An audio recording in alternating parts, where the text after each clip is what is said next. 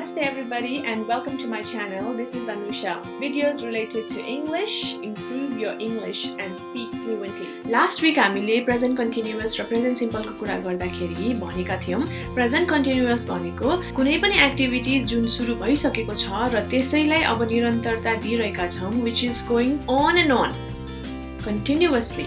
That is present continuous. र present simple भनेको चाहिँ कुनै यस्तो एक्टिभिटी जुन तपाईको डेली ह्याबिट हुन सक्छ अथवा डेली रुटिन हुन सक्छ otherwise it could be something general or universal यो भिडियोमा चाहिँ you'll find some words जुन तपाईले चाहेर पनि कन्टिन्युअस बनाउन सक्नुहुन्न सो लेट्स बिगिन ती वर्डहरु जान्नु भन्दा अगाडि पहिला हामी दुई किसिमको वर्ब्सहरु जानौं है त dynamic verbs and stative verbs dynamic verbs भनेको चाहिँ कुनै एक्सन गरिरहेको है जस्तै मैले अहिले पढाइरहेको छु I am teaching I am holding this marker in my hand हैन सो यो कामहरु त भइरहेको छ नि आई एम ड्रिंकिङ वाटर भन्यो भने कसैले पानी पिइरहेको देख्नुहुन्छ तपाईले इमेजिन गर्नु चाहिँ आई एम रनिङ भन्यो भने कोही मान्छे भागिरहेको those are called dynamic verbs अर्को किसिम छ स्टेटिभ वर्ब्स कसैको स्टेट अथवा कन्डिसन जनाउनको लागि चाहिँ स्टेटिभ वर्ब्स युज गर्छौं है एक्जाम्पलहरु हेरौं है त इमेजिन गर्नुस् है त क्यारी भन्दाखेरि के इमेजिन गर्नुहुन्छ कसैले केही बोकेको अब I am carrying a baby I am carrying a bag भन्दाखेरि त्यो इमेजिन गर्नु भएछ make I am making tea भन्दाखेरि के त्यो चिया बनाइरहेको हैन सिङ भन्दाखेरि गाइरहेको रिड भन्दाखेरि पढिरहेको some actions are happening right so they are called dynamic verbs stative वर्ब्समा के हो जस्तै म भन्छु आई रेकग्नाइज यु मैले के गर्नु पर्यो अथवा तपाईले के रेकग्नाइज भनेर के इमेजिन गर्न सक्नु भइराछ आई रिमेम्बर हिम रिमेम्बर को लागि के action I need it I like it यति जानिसकेपछि अब के गर्ने त है रिमेम्बर द रूल डायनामिकमा हामीले जुनै पनि टेन्स युज गर्न मिल्छ सिम्पल जस्तै I carry a bag I make tea I sing a song I read a book कन्टिन्युअसमा नि मिल्ने भयो I am carrying I am making I am singing and I am reading perfect I have carried, I have made, I have sung, I have read. यसमा past पनि लाउनु मिल्ने भयो future मा पनि लाउनु मिल्ने भयो हैन However, stative verbs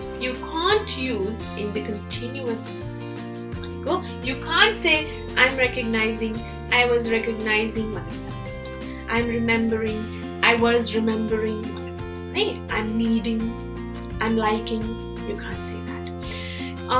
यसको बीचमा एउटा यस्तो खालको वर्डहरु पनि छन् जुन चाहिँ डायनामिक पनि हुन सक्छ र स्टेटिभ पनि हुन सक्छ है त्यो चाहिँ अब अर्को लेसनको लागि हुन्छ है अब हामी जस्ट फोकस गरौँ स्टेटिभ वर्ब्समा है त let's begin with the first four words here like I like coffee I like you want I want this book I want you need I need you I prefer tea to coffee. So यिनीहरुमा हामीले के भन्न मिल्दैन त I'm liking, I'm wanting, I'm needing भन्न मिल्दैन तर you can always say I have liked, I have wanted, I've preferred भनेर perfect वालामा मिलाउन मिल्यो र यसमा सिम्पल पनि बनाउन मिल्यो है त So I like or I've liked, I want or I wanted. Okay?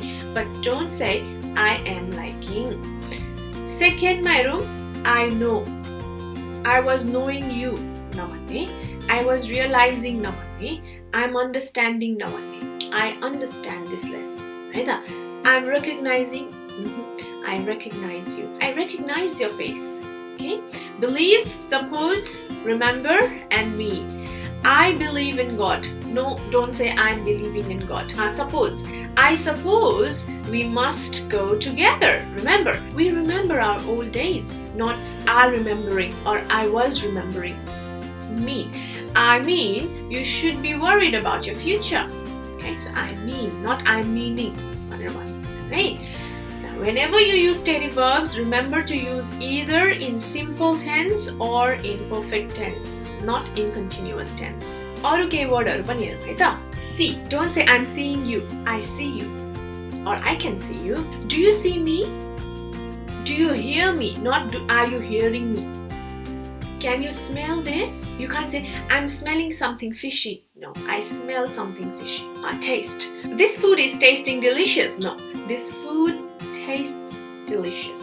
So सबैमा के लगायौं हामीले simple present tense. अब steady verb को बाँकी हेरौं है त belong. You belong to me, I belong to you. You can't say I am belonging to you. Consists र contains अनि fit मा पनि हामीले चाहिँ I'm fitting, you are containing यस्तो भन्नु मिल्दैन हैन. This book is containing lots of information भन्नु मिल्दैन. अब यस्तै खालका अरु पनि छन् हैन. Steady verbs यसैमा मात्र सीमित त छैनन्, तर जति पनि आज मैले यहाँ बोर्डमा लेखिदिएको छु त्यो चाहिँ हाम्रो डेली नर्मल लाइफमा युज हुने वर्ड छन् हैन. So if you at least know these words that they are steady verbs र यसमा तपाईले गल्ती गर्नु भएन भने धेरै कुराहरु सुध्रिन्छ है त. अब जाम अलिकति हामी रिभिजन तिर. डायनामिक verb भनेको जुनै पनि एक्सन जस्तै I'm talking म यहाँ बोलिरहेको तपाईले देख्नु भइराछ नि I'm talking this is a dynamic verb. तर I believe म के गर्नु पर्यो तपाईले बिलिभ गरेको देख्नु भइराछ छैन because it's a state or it's a condition है. त्यही भएर त्यो चाहिँ स्टेडी verbs हुन्छ र स्टेडी verbs मा चाहिँ तपाईले कहिल्यै पनि कन्टिन्युअस टेन्स नलगाउनुस् है. प्रेजेन्ट लगाउनुस् अथवा पर्फेक्ट लगाउनुस् है. तर डायनामिक मा चाहिँ जुनै खालको टेन्स लगाउनु पनि मिल्छ डिपेन्डिङ अन द सिचुएसन. त्यसपछि मैले केही वर्डहरु दिए जस्तै no.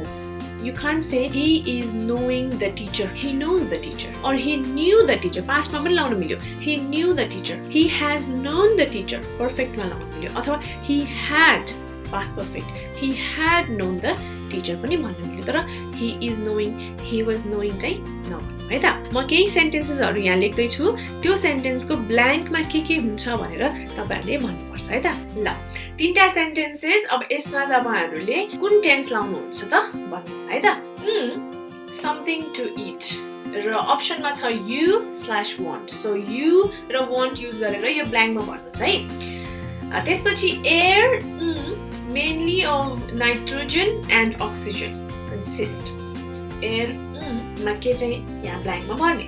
who's that man? him भन्दाखेरि तपाईले you र recognize लाई हालिरहेको पर्यो. सो यो भिडियो पज गर्नुस् होला, आन्सर भन्नुस् अनि त्यसपछि म चाहिँ राइट आन्सर भन्छु है त. ओके मिल्यो त तपाईहरुको answers. First one Do you want something to eat? किनभने want भनेको stative verb. So त्यसमा are you wanting भन्नु मिल्दैन. Were you wanting भन्नु मिलेन. Second, air consists mainly of nitrogen and oxygen. Air is consisting भन्नु मिलेन. Right? Who's that man? Do you recognize him? You can't say are you recognize him भन्नु मिलेन. That's why simple present tense लगायो. Do you recognize? Hopefully तपाईहरुले यो लेसनबाट जान्नु भयो होला स्टेडी verbs र डायनामिक verbs को डिफरेन्स. र अब नेक्स्ट टाइम तपाईले यो वर्डहरु युज गर्नु भयो भने याद गर्नुहोस् त्यसमा चाहिँ हामीले कन्टिन्युअस टेन्स लगाउनु मिल्दैन है त. लेख्दाखेरि पनि ध्यान पुर्याउनु होला है. र तपाईलाई यदि यो भिडियो मन पर्यो भने प्लिज लाइक एन्ड सब्स्क्राइब गर्नु होला. अनि म तपाईलाई अब भेट्छु नेक्स्ट लेसन.